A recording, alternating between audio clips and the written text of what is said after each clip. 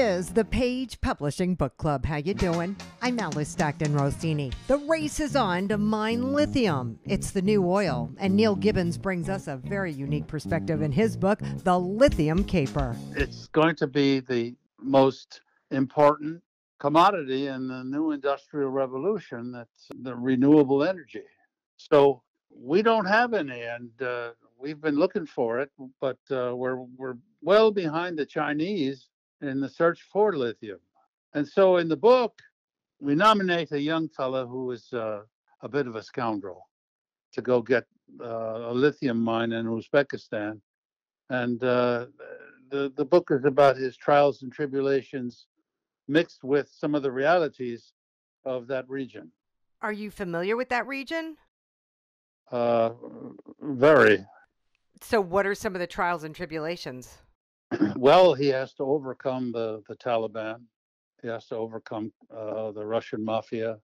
And he has to overcome a couple of intelligence services from not the least of which is our own. And of course, we have this exotic Uzbek princess.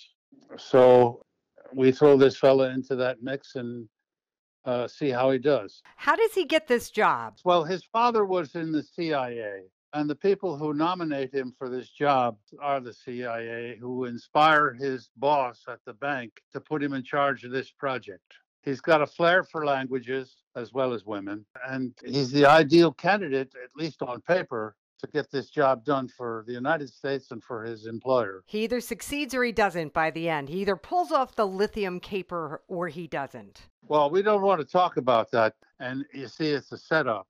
Well, I figure, he's dealing with people in Uzbekistan, the Russian mob, the CIA, the DEA. Why wouldn't it go wrong? Yeah. How could it go right? Well, he could get the rights of the lithium for the Americans. And that's what he set out to do by financing this project in Uzbekistan.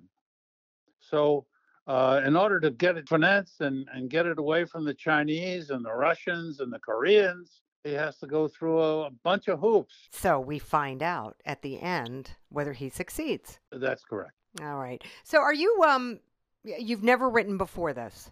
No, I haven't. So what made you write this now? I don't know. It's been something I wanted to do for a very long time. And I thought, well, with my experience in Central Asia and Russia and Uzbekistan and all the banking projects that I've put together, I felt I had a book in me. So I wanted to do it, and I finally did it. Well, with your kind of background, I would think you bring some realism to this story. Well, that's very much what I did. All right. You going to keep writing, Neil? I mean, is there a follow-up to this book? I think so. My friends have encouraged me to do a sequel on this character because, well, I should tell you that he was modeled after Harry Flashman. There was a series of books about Flashman written by a fellow named George MacDonald Fraser, and it's historical fiction. And they insert this rogue into every major event in the reign of Queen Victoria. He's in Afghanistan. He makes the charge of the Light Brigade. He's there for the Sepoy Mutiny in India. He's there for Custer's Last Stand in the United States. He's a rogue, and everybody loves him. So I modeled Mitch Nolan, the main character in my book, after Flashman. And he's an American Flashman. He's not a British or an Irish Flashman. Probably got Irish blood in him. Probably. I'm a bit of a rogue, and he likes the jar, as I do. The jar? You know what I mean, a jar of Guinness. A pint? I guess that's what the British say, right? And we don't want to say that. That's right. They still not 2.03 liters. All right, Neil. Thanks so much.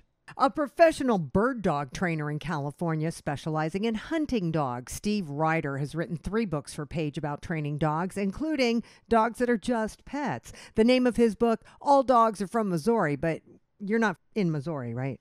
No, I'm actually in California. Are you? You must be getting that from the book. The tagline was "Basic Obedience: The Show Me Way." So that's how I got the Missouri thing, and I tell people all the time is when I'm training, I tell them the first thing I tell them is all dogs are from Missouri. And they're kind of surprised. What? And I go, yeah, all dogs, you know what Missouri is, don't you? And they go, no. Some of them, I might get 1 out of 10 say, yeah, so show me, Satan. I said, yeah, that's exactly right. So if a dog would ever look up at you and say, hey, don't tell me, show me, show me what you want me to do, make sure I understand it. And then you reinforce that behavior. So that's how I came up with the idea for the title, All Dogs Are from Missouri. And so I did the book, and now all the non-hunting people are very happy, I guess. I try to make it as simple as I possibly can, and I'm one of those guys that I'm not. I don't get complicated. Again, it's all based on to show me. We get too sophisticated and really don't know how to talk to dogs without really talking to them. So it's all about to show me. You can blab and do things and talk to them all day long, but if you don't actually take them through a routine and tell them what that routine is, they're not going to get it, and it's just so much easier. If I have a dog and I'm telling it to sit, like I see it all the time, people come up and they'll tell their dog to sit, and the dog doesn't sit. It just kind of looks at the customer and they say sit, sit. They might say it 7 times and the dog finally sits. And then the next time they say it, the dog sits on the first time and they go, oh, okay, he's got it. And then the third time they say it again and he sits on the 10th time. Well, they're not connecting the action with the word. So the action is showing them. So I usually start when I train dogs. I don't really talk to them. The puppies that I train and stuff, I don't really talk to them for probably the first 2 weeks. I'm actually taking them through the motions. So it's like I tell people, you tape your mouth and train your dog. What would you do? If you couldn't talk to your dog, what would you do? Well, you communicate with body language. So I'm going to put him in a sitting position. I'm going to raise up on the leash and push down on his hinds and slide back. So that's sit. So every time I go through it, and then I connect the word with the action. So that's where the show me comes in. It's just like trying to train how you going to train a dog that's deaf, right? You can't talk to them. You can't tell them sit. So what are you going to do? You have to show them, right? So that's the basic principle of training. So everything that you do is you just take them through the motions, because that's how they communicate through body language, right? And so that's what we do. And then the stay is just basically holding up your hand, moving away from the dog, holding your hand up and moving away. Move is patting them on the top of the head, and then start forward with your feet. It's all with your feet when you're getting them to move forward, to start walking. And the healing is tapping while you're walking and you want your dog to heel on your left or right leg. It's tapping on your knee, and you're walking, and every time it goes forward, goes past your knee, because you want the shoulder of the dog off your left or right knee. And if they go ahead of you, you just kind of pull back a little bit on the leash, tap your leg at the same time. Your dog turns ahead and looking right at you. It's just doing it over and over and over again. That's how dogs are learning. I go a couple days and I just started introducing the words to the dog. So sit, stay, here, come, heel. That means you want them off your left or right side. Down means lay down. Off means off. It's not the words that really makes the difference. You can teach the dog to sit on Texas. I could say Texas and they'd sit. I could say Missouri and they'd come to me. It's not the word. Why do you think that dogs learn other languages? They're not learning this. Sit in Italian's not sit, right? You're pretty well known, right? You're pretty well known for what you do. Yes, I am. I've had people come from all over California, and I've had them outside the state of California and work with me. And I'm a one-on-one trainer. That's another difference between me and other trainers. I believe in the one-on-one stuff. So I work with the dog, not only the dog, I'm working with the client. And that's why I wrote the books. The books are written that if you get the book, honest to God, I try to make it so simple that you wouldn't ever have to see a trainer. All right, Steve. Very interesting. Thank you. Paul Brogan teaches film classes in New Hampshire, but before that, he worked in nonprofits raising money for people with HIV/AIDS. Paul came out as gay when he was 10, and it wasn't easy. He shares his story in his book, A Sprinkling of Stardust Over the Outhouse: Musings, Memories, Madness, and Pillow Talk. My book is my story. As I approach 70, it's an opportunity to share the good, the bad, and the ugly, and show how I, overcame different obstacles and things. And you can do it too out there, because we're all stronger than we think. We're not nearly as able to be, battered down unless we let people do that and don't get back up and say, well, I'm going to go out and I'm going to reinvent myself, because I figure I didn't start writing until after 50. So we can always reinvent ourselves if we don't like what we were doing, or if it no longer brings, the rewards. Well, in the 80s, when you were in Peter Pan, where were you? And that was in West Springfield, Massachusetts. Always wanted to do it, and I looked good in tights. Oh. So that was, for me, a dream come true. I'd grown up watching Mary Martin go, and I said, I can crow and I look great in tights. Why can't I play the part? Just because women always play the part. So there's a reason why women always play the parts. The flying equipment that they use and the way it hitches around certain areas of your body is not designed particularly to be comfortable with men. When they tug you to lift you up to fly, you hit notes you never thought you could hit before when you're singing. That lurch as you go up, but it's like those skinny bike seats. Yes, or falling off a bike seat. Yes, and not falling sideways either. But it was one of those things that people said, oh, you can't do that. When other people run your life for you and tell you what dreams you're supposed to have, that's never a good thing. It's only when you take control and accept the failures and enjoy the successes. That's the only way you're going to have happiness and peace of mind and still have enthusiasm when you're more mature about doing things that, my parents wanted me to be a teacher when I was 17. Well, I didn't want to be, but now I like teaching film classes because it's on my terms. I think, the message of the book is to thine own self be true ultimately, and that's what it amounts to. Well, what was the biggest obstacle you had to overcome, would you say?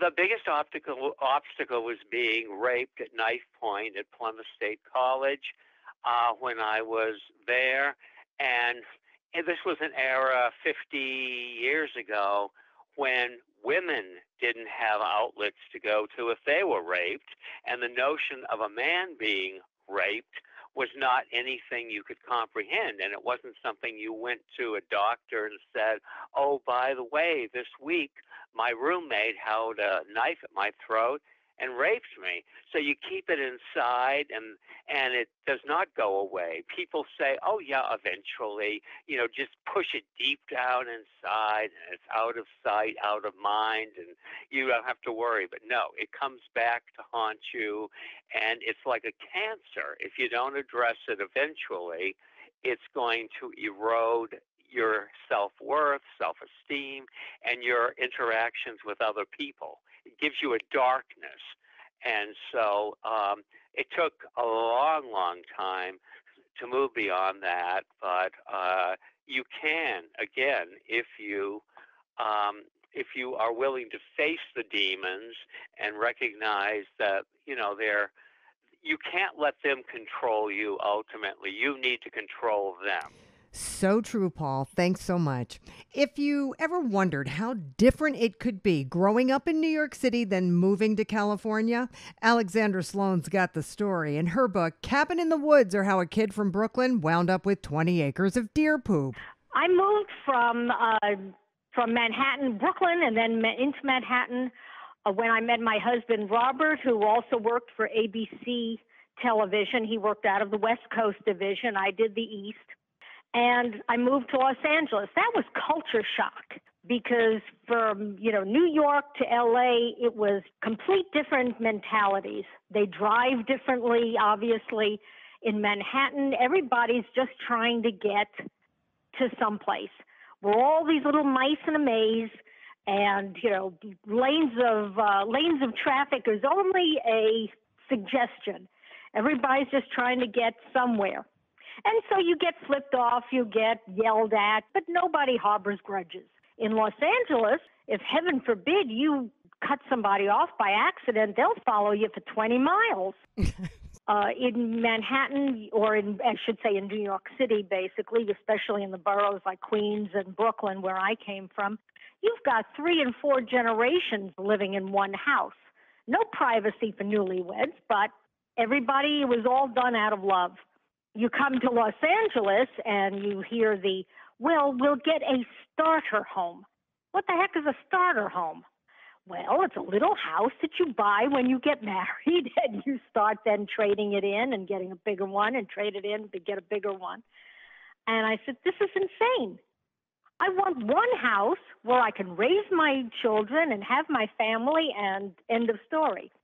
And that is what my husband and I wound up doing. He got a job up here in Northern California in what I would consider a urban-rural community, east of Sacramento, west of Lake Tahoe. So we're up in the Sierra foothills. The joke here is basically you're below the snow and above the fog. I mean, in Los Angeles, you drive to your next door neighbor. That's really the joke, is everybody takes a car even if they're going next door. Here, you absolutely had to drive. Anything you want, like a mall, is going to be 45, 50 miles away. So it was a little bit of culture shock. I had been used to a certain amount of anonymity in Brooklyn or Manhattan and then into Los Angeles. You could go into a market and, you got recognized just simply that you were a neighborhood person. Up here, everyone knows you. And if they don't know you, they know somebody who knows you. So it's very community-oriented in that respect. When my son started skiing, and they had a ski club started by a number of the mothers, they would take them up to Tahoe on the bus, which, of course, I would be waiting out there at 3 o'clock in the morning to sign them up for the bus. I was petrified if I drove them up there on a Friday night, it would wind up being like the Donner Party. And he'd be asked down the line of, does it taste like chicken?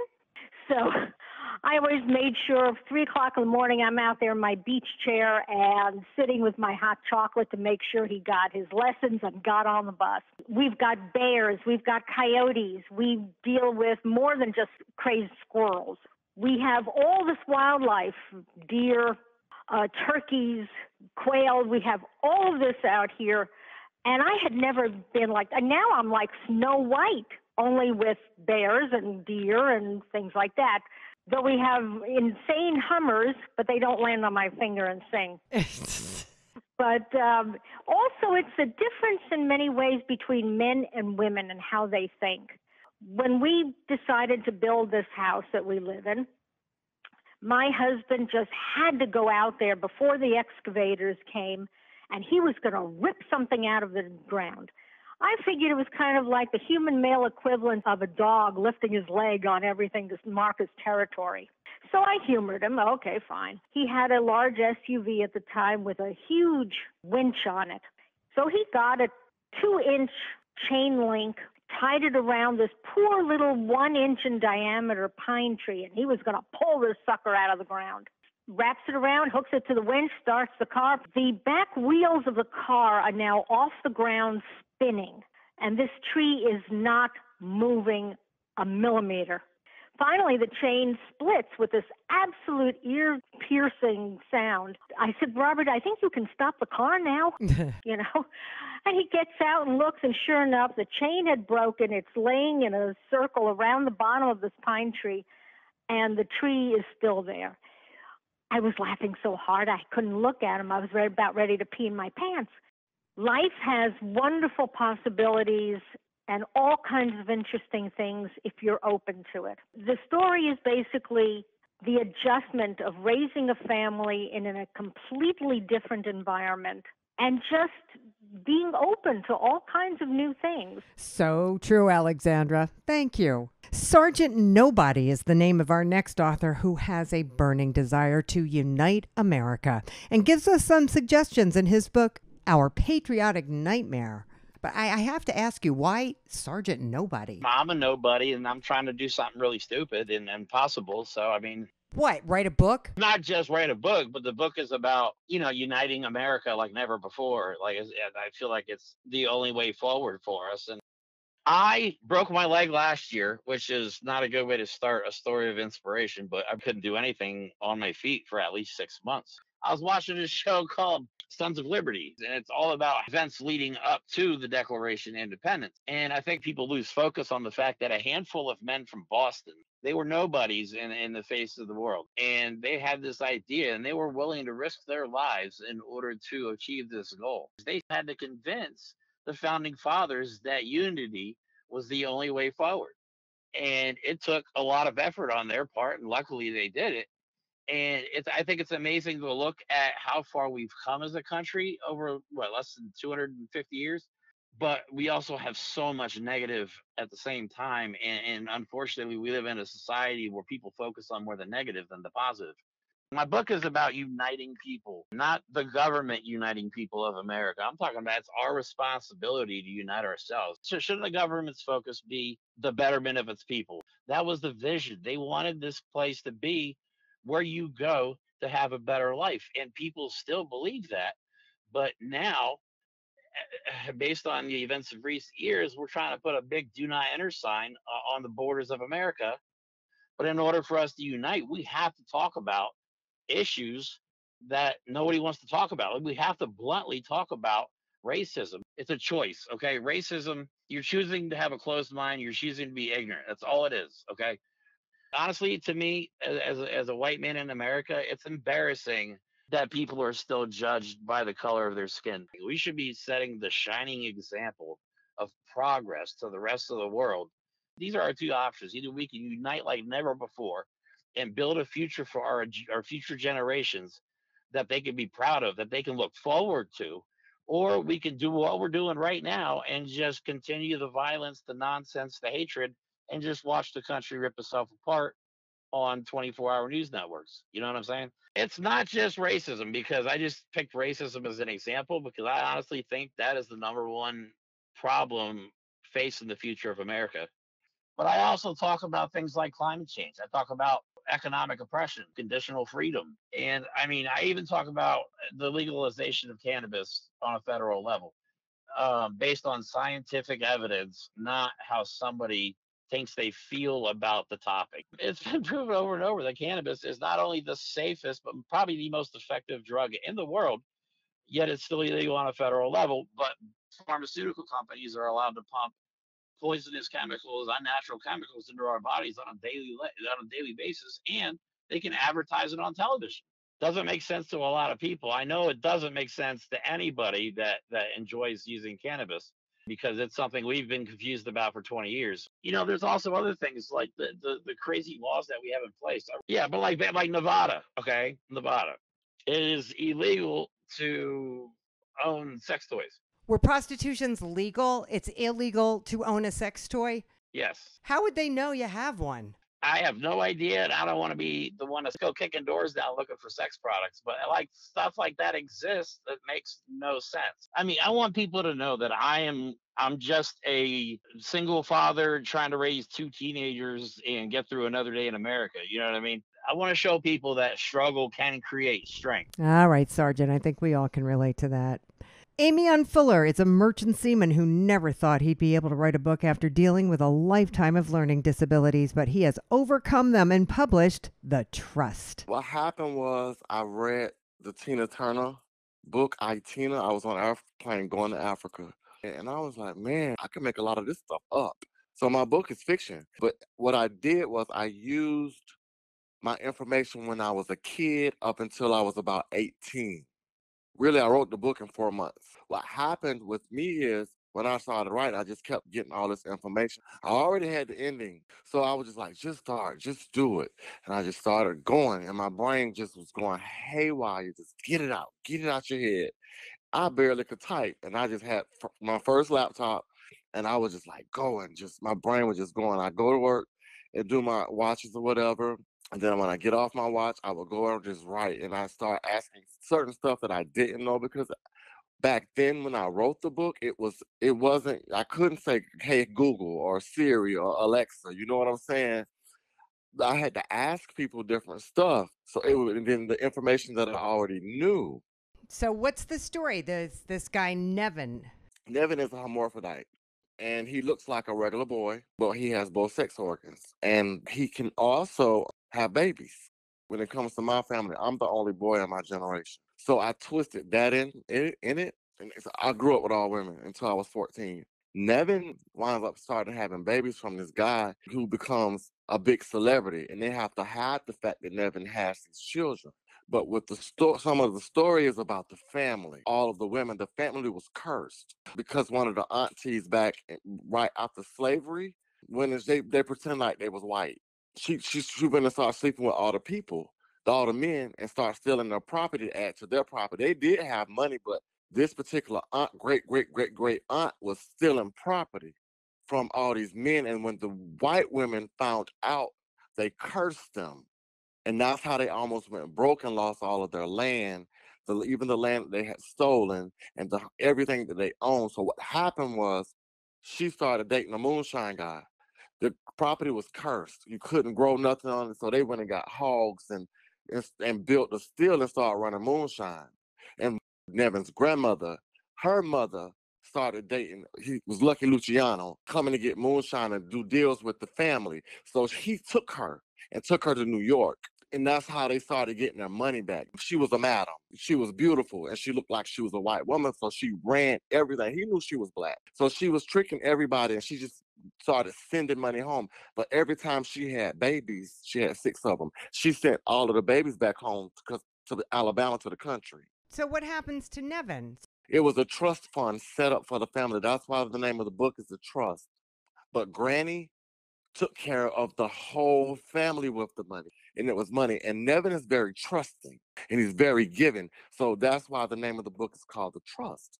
And I'm going to finish it with the second book with Terry. It's going to be called Terica the Terror and Her Super Friends. All right, Amian, and that's it for this edition of the Page Publishing Book Club. Download our podcast at 710WOR.com. I'm Alice Stockton Rossini.